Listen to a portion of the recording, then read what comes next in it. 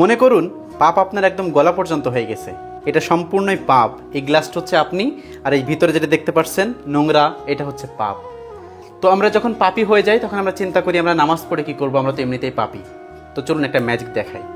এই যে দেখুন, আমরা যখন পাপী থাকি তখন যদি আমরা আল্লাহ রাব্বুল আলামিনের দরবারে তওবা করি, আল্লাহ রাব্বুল আলামিনের ডাকি, দেখুন আস্তে আস্তে আস্তে আস্তে দেখবেন একদম সাদা পানিতে পরিণত হয়ে যাবে। যখন এই ময়লাটা একদম পবিত্রতায় পরিণত হয়ে যাবে। আরেকবার দেখুন, খেয়াল করুন, দেখছেন আস্তে আস্তে কিন্তু আপনি যখন তওবা করবেন, আল্লাহ রাব্বুল আলামিনের ডাকবেন, যখন আপনি নামাজ পড়বেন, যখন আপনি হজ করবেন, যখন আপনি যাকাত দিবেন, তখন দেখবেন একদম পরিশুদ্ধতায় আপনি ফিরে আসবেন। কি অবস্থা ছিল আর কি হয়ে গেছে, বুঝতে পারছেন?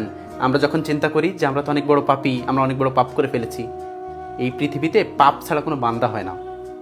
তো আমরা যখন চিন্তা করি যে আমরা অনেক পাপী, আমরা কেন নামাজ পড়বো, আমরা কেন সৃষ্টিকর্তা ডাকবো, আজ থেকে এই মুহূর্তে থেকে ডাকা শুরু করেন। আল্লাহ রাব্বুল আলামিন অবশ্যই আপনার ডাক শুনবেন। তিনি দয়াশীল, তিনি ক্ষমাশীল, অবশ্যই তিনি আমাদের ক্ষমা করবেন। দেখছেন অপরিষ্কার পানিটি একদম পরিষ্কার হয়ে গেছে, আমাদের জীবনটাও এরকম একদম পরিষ্কার হয়ে যাবে।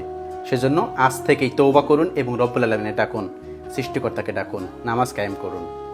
আল্লাহ রাব্বুল আলামিন আমাদের সবাইকে বোঝার তৌফিক দান করুন। আমিন।